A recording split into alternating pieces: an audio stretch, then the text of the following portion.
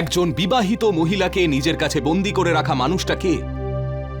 এই মানুষটা কি এই মহিলার স্বামী ছিল, নাকি এ ওই মহিলাকে অপহরণ করেছিল?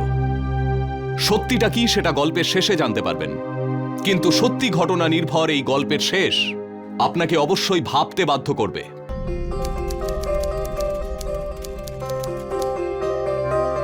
দুবার ফোন করেছি, যতবারই গাইডটাকে ফোন করছি বলে যাচ্ছে আমি আর 2 মিনিটের মধ্যে পৌঁছচ্ছি।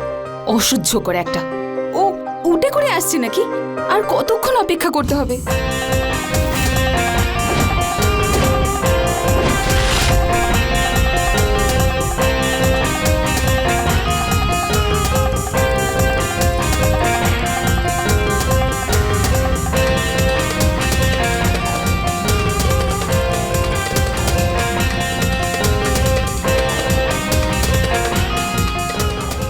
দেরি করে আসার জন্য ক্ষমা চাইছি। ঠিক আছে ঠিক আছে, এবার একটু ঘুরিয়ে দেখাও।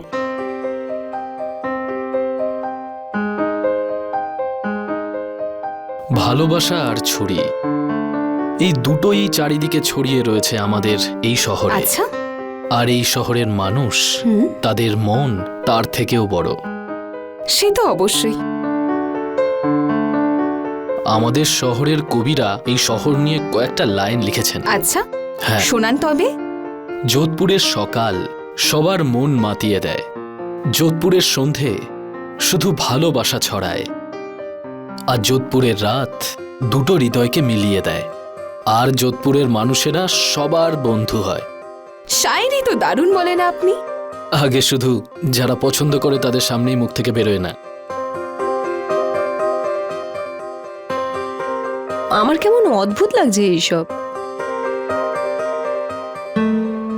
আরে আরে আরে, টাকা দেবেন না এদেরকে। দাঁড়ান দাঁড়ান দাঁড়ান, দাদা দুটো প্লেট দেবেন তো।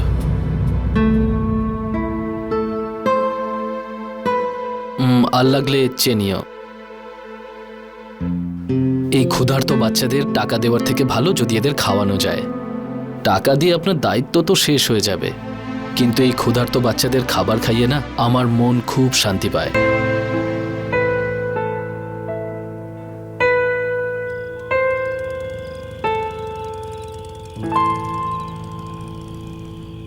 আরে মনীষ, যোধপুর শহর কেমন লাগছে? ভালো লাগছে তো? খুব ভালো, 2 মাসেই শহরটা আপন হয়ে গেছে। আমার না এই ছেলেটাকে খুব একটা সুবিধের মনে হচ্ছে না।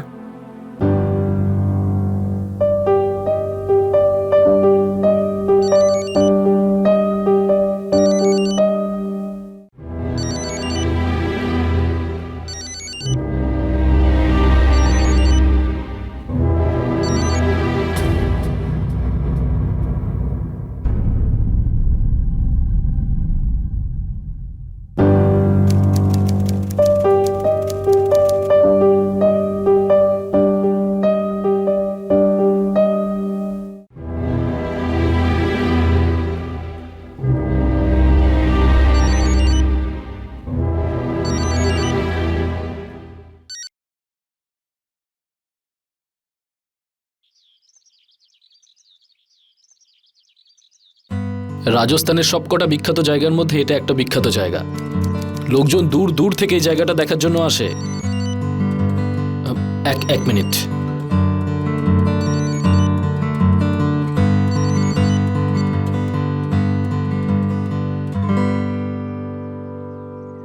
আর এই জায়গাটা বানানো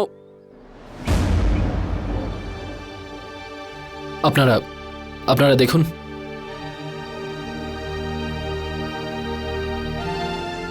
মনীষ, কি হয়েছে তোমার? তুমি এভাবে আমার ফোনটা কেন কেটে দিচ্ছ?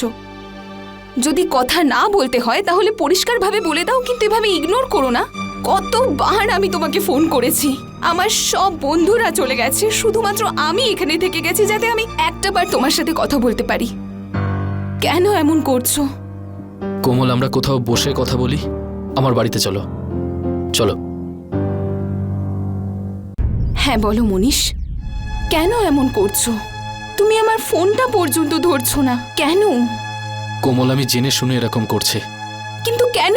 কারণ আমি জানি কোমল, তোমার সাথে আমি যদি কথা বলতে থাকি না তাহলে আমি আর নিজেকে আটকাতে পারবো না, আর আমি তোমাকে ভালোবেসে ফেলবো, কিন্তু এই ভালোবাসার কোনো পরিণাম থাকবে না। কিন্তু তুমি কেন এমন ভাবছো মনীষ? আমরা একে অপরকে ভালোবাসি আর আমরা বিয়েও করে নেব, এটাই তো ভালোবাসার লক্ষ্য, তাই না? কোমল, আমি অনাথ, আর আমার মা বাবা আমার ওপর অনেক ঋণের বোঝা চাপিয়ে গেছে, যেটা আমাকে নিজেকেই শোধ করতে হবে। আর আমি তো মাত্র 10 দিন আগেই যোধপুরে এসেছি, আর একটা ছোট্ট ট্যুর গাইডের জব করছি। কে জানে কবে এই কাজ করতে করতে আমার কাছে অনেক টাকা আসবে আর আমি ঋণ শোধ করতে পারবো। ততদিন পর্যন্ত তো আমি তোমাকে বিয়ে করতে পারবো না। মনীষ, কত টাকা লাগবে? এই ধরো 8 লাখ টাকা। মনীষ, তুমি আমাকে বিয়ে করে নাও।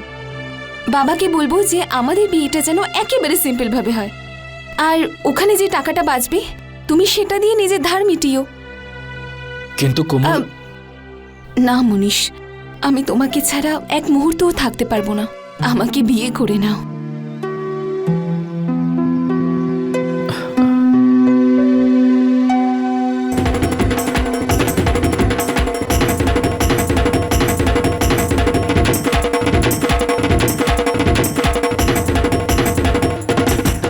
सर्वमङ्गलमाङ्गल्ये शिवे सर्वार्थसाधिके शरणे त्र्यम्बके गौरी नारायणी नमोस्तुते।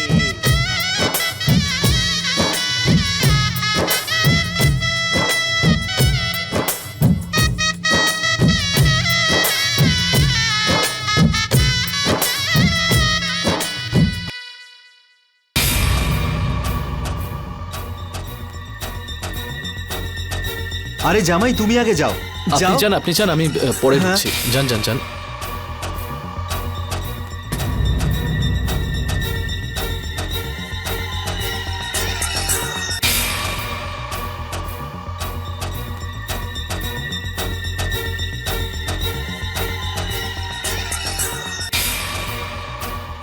যাও, আমাদের সাথে গেলে ওর কি সমস্যা হতো?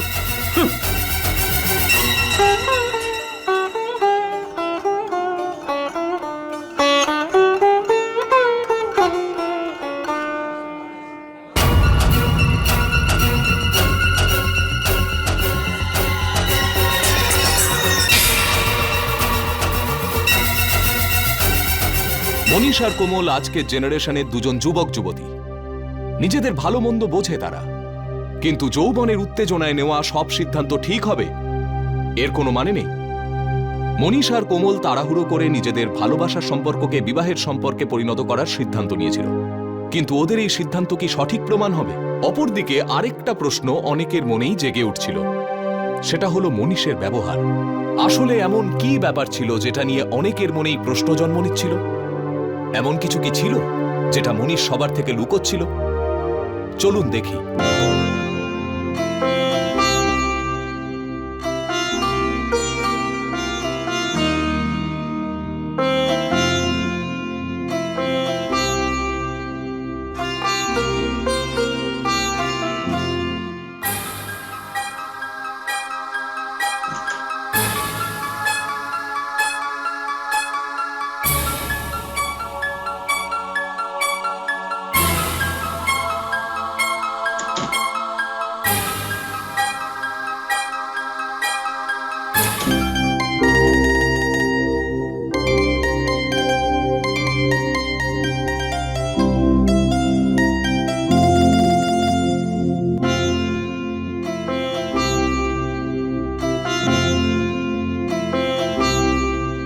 আজকে রাত আমার সারা জীবনের শ্রেষ্ঠ রাত হবে, আর এই রাতকে আমি কোনোদিন ভুলতে চাই না। সেলিব্রেট করতে চাই তোমার সঙ্গে। কিন্তু মনীষ, আমি তো এসব খাই না। আমি জানি, কিন্তু আজকের রাত আমার জন্য প্লিজ এটা খাও।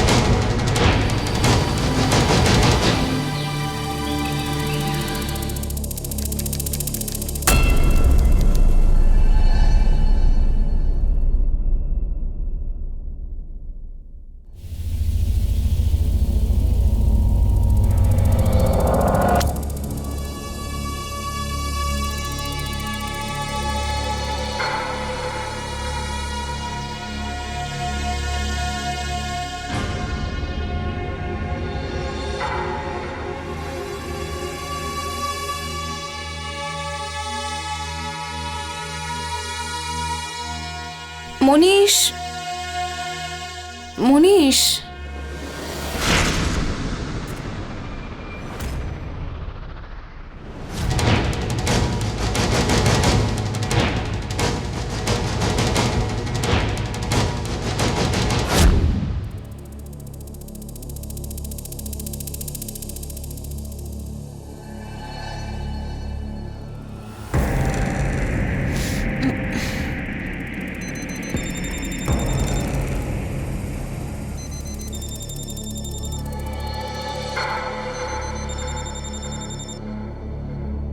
মনীষ,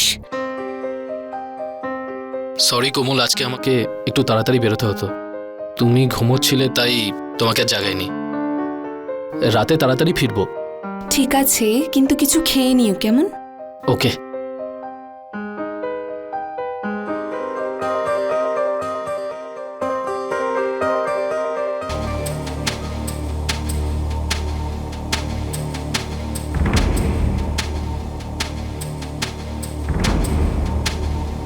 কি হয়েছে? আচ্ছা, আপনার কাছে খুচরো আছে? Thank you. এই নিন, দিয়ে দিন।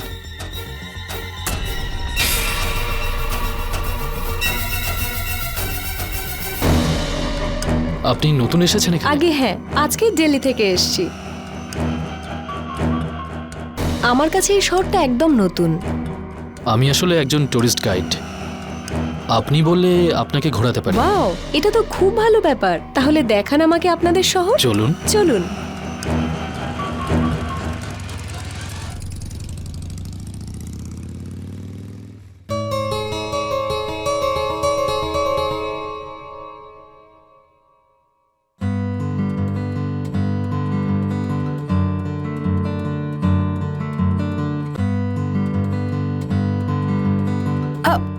আরে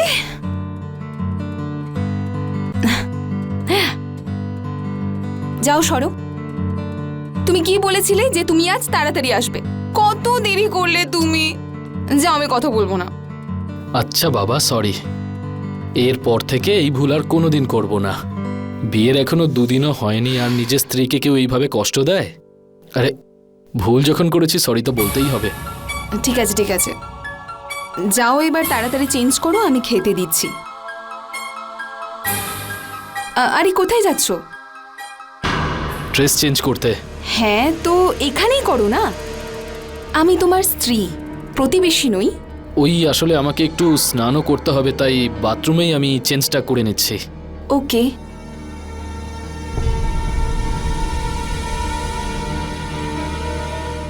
খাবার একটু পরে খাই।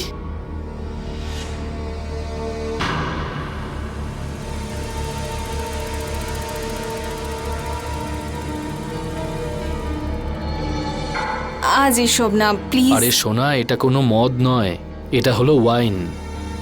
বলা হয় যারা ভালোবাসে তারা যদি একসাথে খায় এটা, তাহলে ভালোবাসা আরো বেড়ে যায়। আচ্ছা, হ্যাঁ।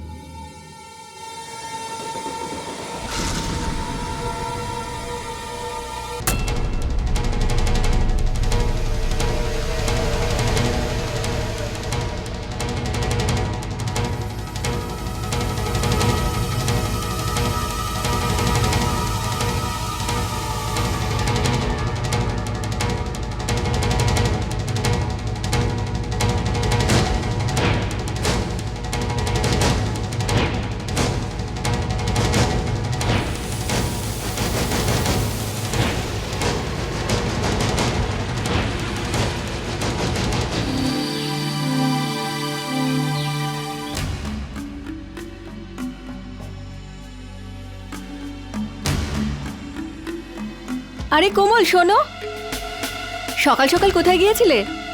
বাড়িতে কিছু নেই, তাই সবজি নিতে এসেছি। তাই ভালো হলো বাবা, এবার থেকে এই বাড়িতে কুকারের সিটির আওয়াজ শুনতে পাবো। তা না হলে 2 মাস ধরে থাকছে আর এই বাড়িতে কোনো রান্নার আওয়াজই নেই। আর মাত্র 10 দিন আগে তো আমি যোধপুরে এসেছি আর একটা ছোট্ট ট্যুরিস্ট গাইডের কাজ করছি। 2 মাস ধরে? হ্যাঁ, 2 মাস?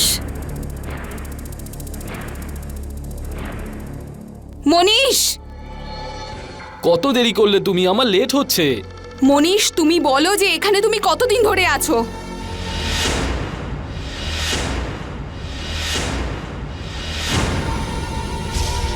এই ধরো 1.5-2 মাস বলেছিলাম তো আমি। মনীষ তুমি আমাকে বলেছিলে যে তুমি এখানে মাত্র 10-15 দিন ধরে রয়েছো। কোমল, কি বাচ্চাদের মতো কথা শুরু করেছো? ভুল করে হয়তো মুখ ফসকে বলে ফেলেছি, এই নিয়ে এত ঝামেলা করার কি আছে? কোমল, আমি সত্যি বলছি, ওই সময় ভুল করে বেরিয়ে গেছে মুখ থেকে। এবারে কিছু খাইয়ে পাঠাবে নাকি খালি পেটেই কাজ করতে পাঠাবে? 2 মিনিট দাও, আমি এক্ষুনি নিয়ে আসছি।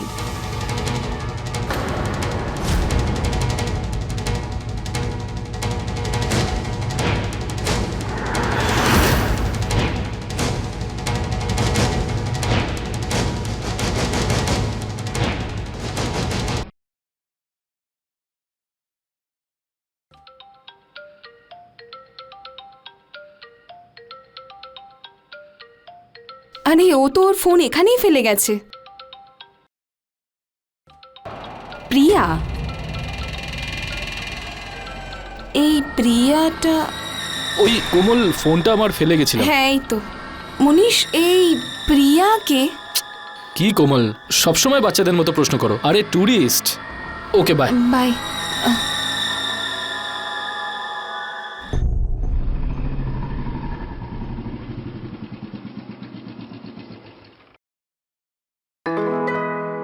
সরি সরি, ওই একটু লেট হয়ে গেছিলাম। এবার এটার জন্য শাস্তি পাবেন আপনি। চলুন, নিশ্চয়ই।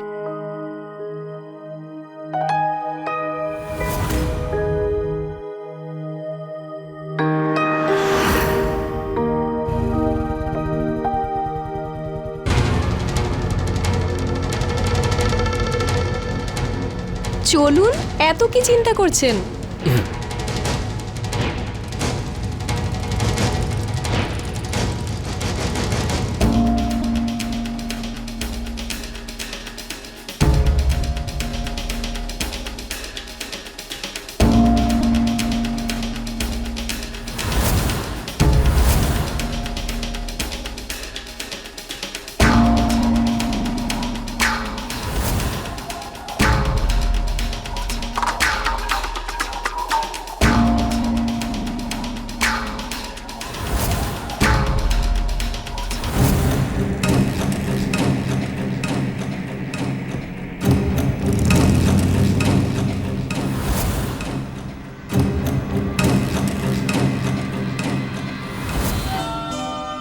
আরে কোথায় ছিলে কোমল? আচ্ছা, তো এসে গেছেন আপনি?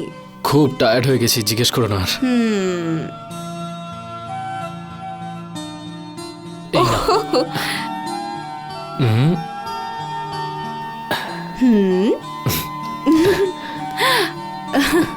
এবার যাওয়া যাক।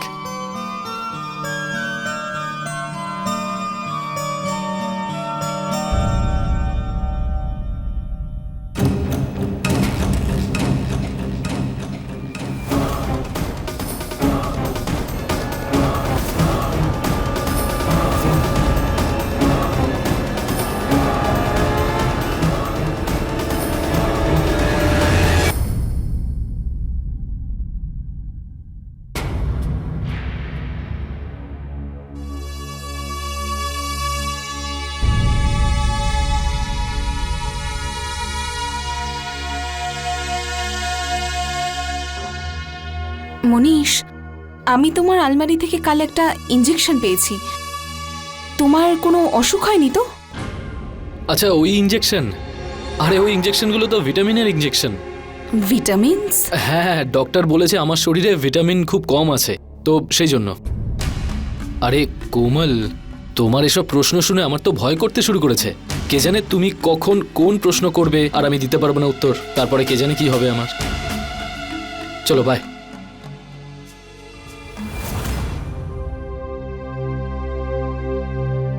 মনীষকে নিয়ে কোমলের মনে প্রতিদিন একটি নতুন প্রশ্ন জন্মাচ্ছিল। কোমলের মনে হচ্ছিল যে মনীষ ওর কাছে কিছু লুকোচ্ছে, কিন্তু মনীষের কাছে কোমলের প্রত্যেকটা প্রশ্নের উত্তর ছিল।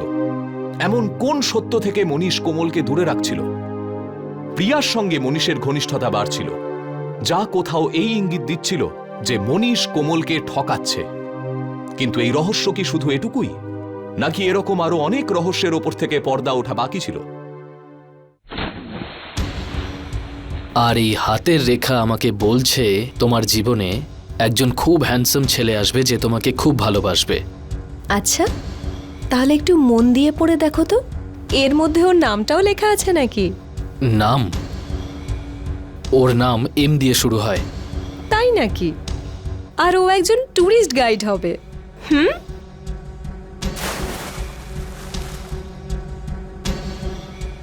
আই লাভ ইউ প্রিয়া। আমি তোমাকে ভালোবেসে ফেলেছি। আমিও।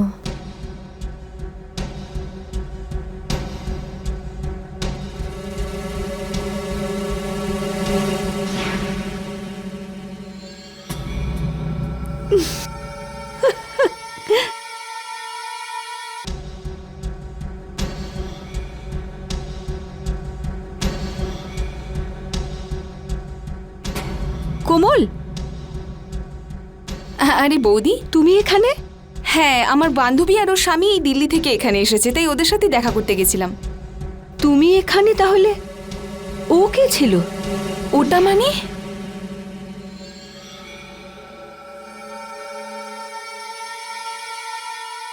মনীষ! কোমল, কি হয়েছে কোমল? মনীষ, সত্যি করে বলো তো যে তুমি এখানে কোন মেয়ের সঙ্গে ছিলে? আমি সব জানতে পেরেছি, সত্যি করে বলো। হ্যাঁ, আমি ছিলাম কোনো একজন মেয়ের সাথে নয়, অনেকগুলো মেয়ের সঙ্গে। আরে ওরা ট্যুরিস্ট ছিল আর ওরা চলে গেছে। তুমি আমাকে একটুও বিশ্বাস করো না।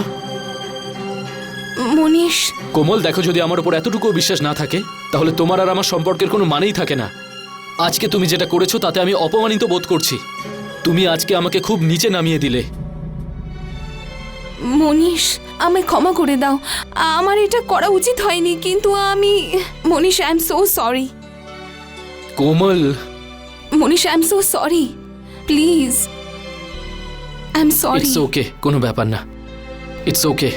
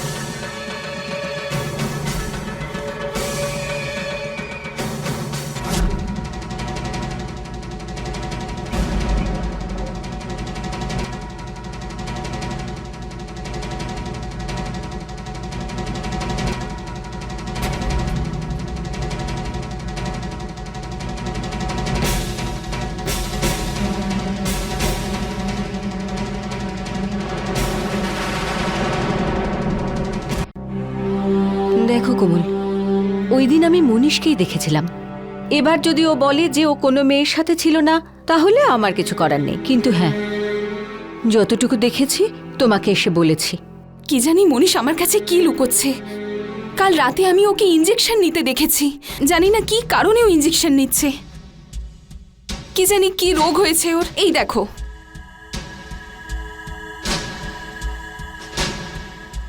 কোনো নেশা টেশা করছে না তো তোমার মনীষ? তুমি একটা কাজ করো, তুমি গিয়ে ডাক্তারকে জিজ্ঞেস করো এটা কিসের ইঞ্জেকশন, উনি বলে দেবেন। হ্যাঁ,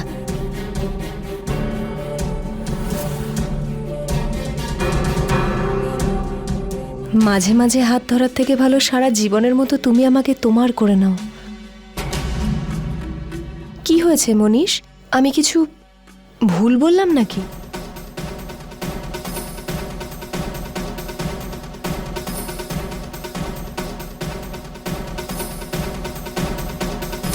তোমার জায়গায় যদি অন্য কোনো মেয়ে থাকতো তাহলে সেও একই কথা বলতো। প্রেমের পরিণাম বিয়ে ছাড়া আর কি হতে পারে? প্রিয়া, আমি তোমাকে বিয়ে করতে পারবো না। আমার নিজস্ব কিছু সমস্যা আছে। এমন কি আছে মনীষ? এই মেডিসিন হরমোন ডেভেলপ করার জন্য নেওয়া হয়। হরমোন? কিন্তু এর ফলে কি হয় ডক্টর ম্যাডাম? দেখুন, এই মেডিসিনটা গ্রহণ করলে শরীরে কিছু পরিবর্তন হয়, সেটাকে আমরা হরমোন ডেভেলপ হওয়া বলি। এই মেডিসিন যদি আমরা কোনো পুরুষকে দিই তাহলে তার পৌরুষত্ব ক্রমশ বেড়ে যাবে।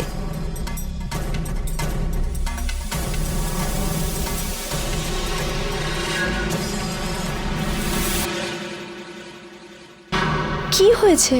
কেন তুমি আমাকে বিয়ে করতে পারবে না? প্রিয়া, আমার থাকার জন্য নিজের কোনো বাড়ি নেই। তোমাকে বিয়ে করে কোথায় রাখবো? প্রিয়া, যতদিন না আমি নিজের বাড়ি বানাচ্ছি ততদিন আমি তোমায় বিয়ে করতে পারবো না। আমার কাছে একটা আইডিয়া আছে, যার ফলে তোমার মানে আমাদের বাড়ি বানানোর জন্য টাকাও হবে আর আমাদের বিয়েটাও হয়ে যাবে। জানো, আমার বাবা আমাকে ভীষণ ভালোবাসে আর বাবা আমাদের বাড়ি বানানোর জন্য টাকা দিয়ে দেবে। সিম্পল। কিন্তু সেটা তো একটা পণ না। কিন্তু আমি সেটা কি করে নিতে পারি? না না মনীষ, ওটা পণ নয়, ওই বাড়িটা তো আমারও হবে। তাই আমি যেরকম বলছি তুমি ঠিক সেরকম করো। আমার বাবা আমার খুশির জন্য সবকিছু করতে পারে, আর তোমার সাথে থাকলেই আমি খুশি থাকবো।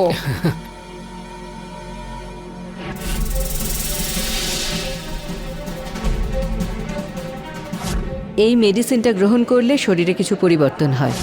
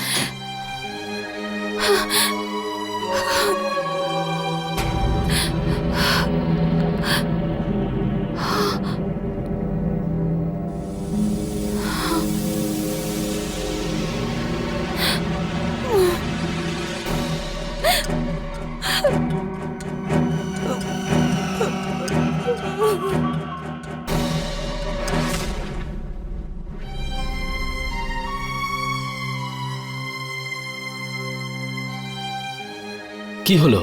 আরে কিছু বলছো না? আরো নতুন কোনো প্রশ্ন এসছে? দাঁড়া, আমি এক্ষুনি তোমার মুড ঠিক করে দিচ্ছি।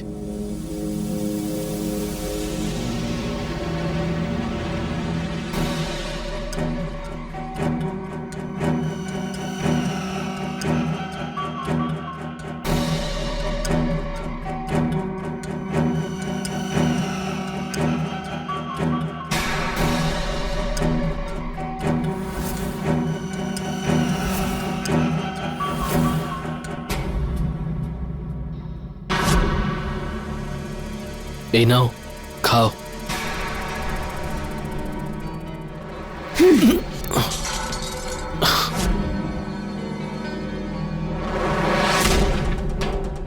মনীষা, আমি তোমাকে সত্যিকারের ভালোবেসেছিলাম, আর তুমি কি করলে? তুমি আমার ভালোবাসাকে তোমার নিজের আনন্দ ফুর্তির মাধ্যম বানিয়ে ফেললে। ঠকিয়েছো তুমি আমাকে। কি ঠকিয়েছি তোমাকে আমি? হ্যাঁ, কি বলছো তুমি? তোমার লজ্জা করছে না আমার চোখে চোখ রেখে কথা বলতে? তুমি কি ভেবেছিলে যে আমি কিচ্ছু জানতে পারবো না? রোজ আমাকে অজ্ঞান করে দিয়ে তুমি আমার সঙ্গে নোংরামো করো আর আমি জানতে পারবো না? আমি সব জানতে পেরে গেছি। তুমি আসলে একটা মেয়ে। হ্যাঁ, আমি একটা মেয়ে, কিন্তু এখন আমি পুরোপুরি পুরুষ হয়ে গেছি। আর পুরুষ হয়ে থাকতে আমি পছন্দ করি। এটার জন্য আমি কত কষ্ট করেছি।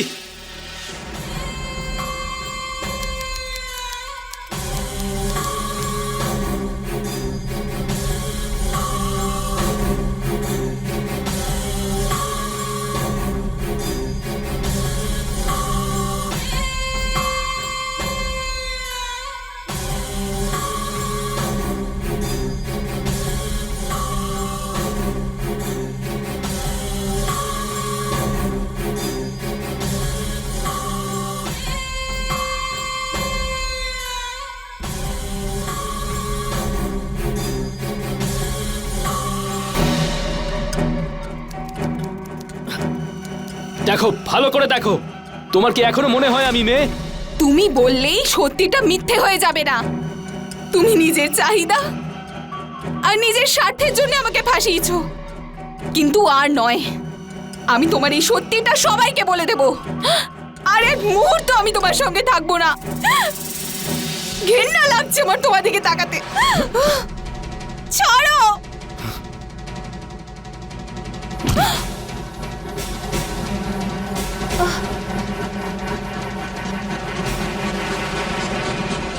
মনীষ আসলে একজন পুরুষ নয়, একজন মহিলা ছিল। আর এই সত্যিটাও কোমলের কাছ থেকে লুকিয়েছিল। সমলিঙ্গের সঙ্গে সম্পর্ক স্থাপন করা অন্যায় নয়, কিন্তু মিথ্যার আশ্রয় নিয়ে এরকম সম্পর্ক গড়লে সেটাকে অন্যায় বলা হয়। শরীরের খিদে মেটানোর জন্য মনীষার মেয়েদের প্রয়োজন ছিল, তাই ও ট্যুরিস্ট গাইডের চাকরি করা শুরু করেছিল। আর ট্যুরিস্ট গাইড হয়ে ও শুধু কোমলকে বিয়ের জালেই ফাঁসায়নি, বরং পণের নামে ওর থেকে অনেক টাকাও আদায় করেছিল। কোমল এখন এমন এক জালে ফেঁসেছিল যেখান থেকে বেরোনো খুবই মুশকিল ছিল। ও সত্যিটা জানতে পেরেছিল। এখন দেখার এটাই ছিল যে মনীষা ওর সঙ্গে কি করবে। এদিকে প্রিয়াও কি মনীষার সত্যিটা জানতে পারবে, নাকি ও মনীষার পরবর্তী শিকারে পরিণত হবে?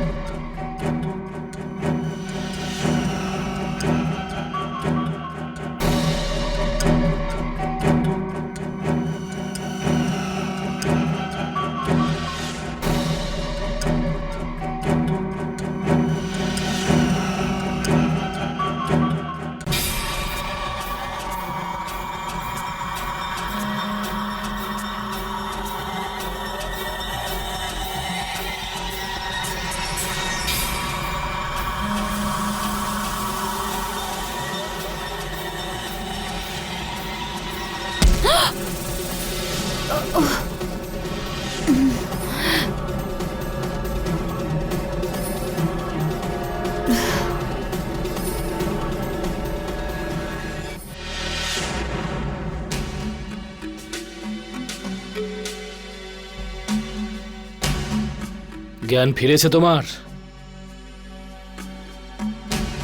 তোকে যদি এখান থেকে ছেড়ে দিই, তাহলে গিয়ে সবাইকে আমার সত্যিটা বলে দিবি। আর তারপর না আমি মেয়ে পাবো, আর না পাবো ওদের থেকে পণের নামে নেওয়া টাকা।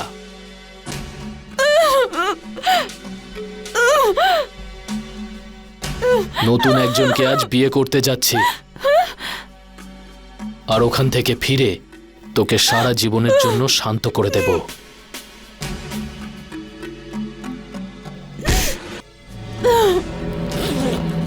নে এবার একটু আরাম কর।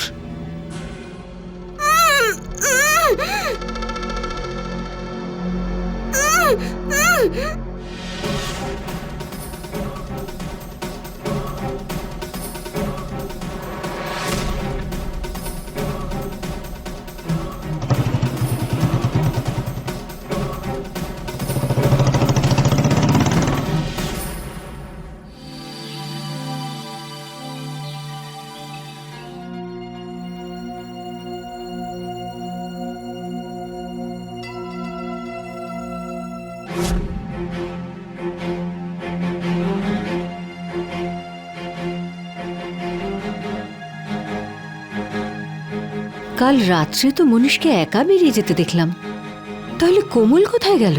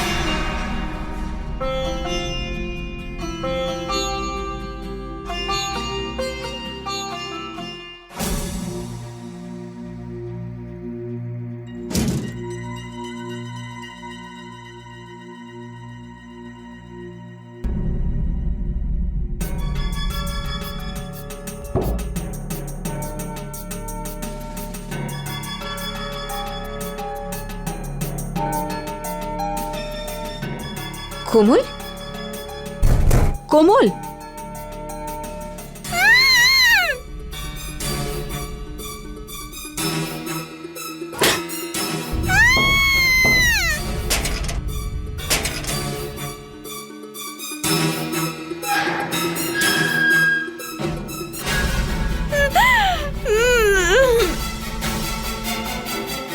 কোমল, কোমল, কোমল, কোমল, কোমল, কোমল, কোমল, কি হচ্ছে তোমার? কোমল,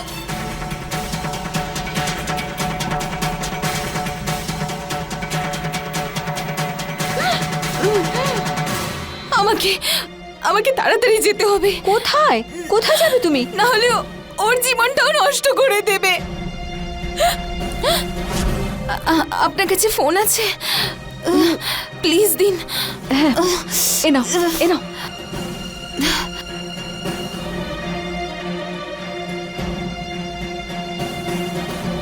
হ্যালো, হ্যালো পুলিশ। মনীষার কল ট্রেস করে ওর লোকেশনটা জানতে পেরে গেছি। তাড়াতাড়ি করুন ইন্সপেক্টর, ও আবার বিয়ে করছে, আমাদের ওকে আটকাতে হবে।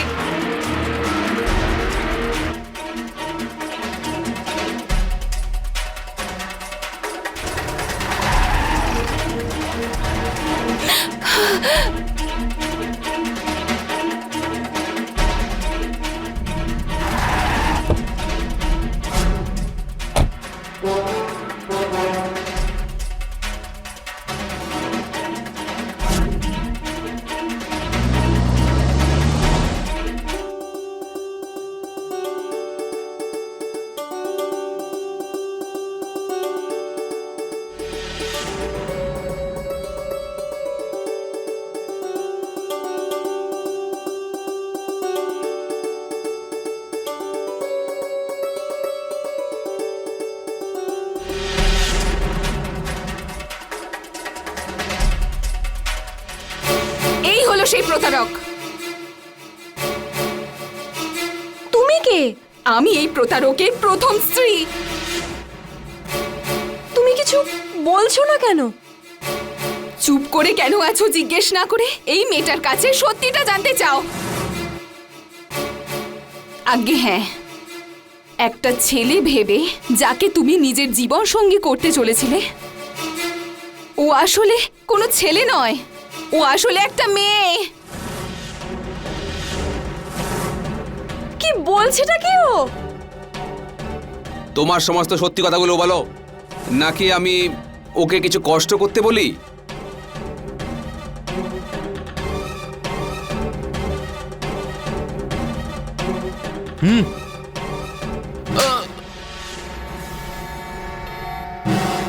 হ্যাঁ, আমি একটা মেয়ে।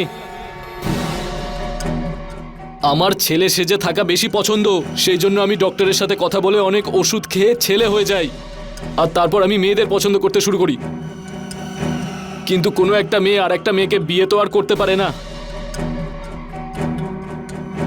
সেই জন্য আমি ওদেরকে কখনো বলিনি যে আমি একটা মেয়ে। আর তারপর আমি কোমলকে পাই, আর তার সাথে পণের অনেক টাকাও পেয়েছি। তখন আমার মনে হলো যে আমি মেয়েদের সাথে সাথে টাকাও হাতাতে পারি, সেই জন্য আমি প্রিয়ার সাথে বন্ধুত্বও করেছি। আর এইসবের পরে তুমি আমাকে তোমার ভালোবাসার জালে ফাঁসিয়েছো, যাতে আমার সাথে আর আমার টাকা পয়সা নিয়ে ফুর্তি করতে পারো। কি নোংরা চিন্তা ভাবনা তোমার। কিন্তু সব মিথ্যে একদিন না একদিন সবার সামনে এমনিই চলে আসে। আর তুমি তো শুধু মিথ্যে না, তুমি তো অপরাধ করেছো। নিয়ে চলো একে।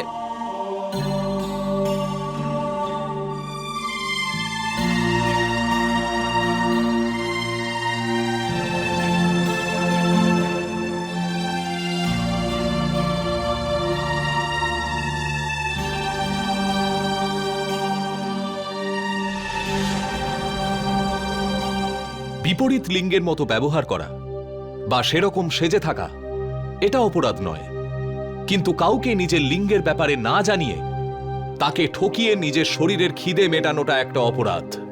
এটা অবশ্যই সম্ভব যে একজন মেয়ে অথবা একজন ছেলে কিছু মেডিকেল ট্রিটমেন্ট বা কিছু ওষুধের সাহায্যে নিজের শরীরকে কিছু দূর পর্যন্ত পাল্টাতে পারে। মনীষার শরীর ধীরে ধীরে একজন পুরুষের রূপ নিচ্ছিল, কিন্তু মনীষা এটাকে অপরাধের মাধ্যম হিসাবে ব্যবহার করছিল। এক্ষেত্রে কোমল আর প্রিয়ারও ভুল ছিল, যারা সম্পূর্ণ চোখ বন্ধ করে মনীষাকে বিশ্বাস করেছিল।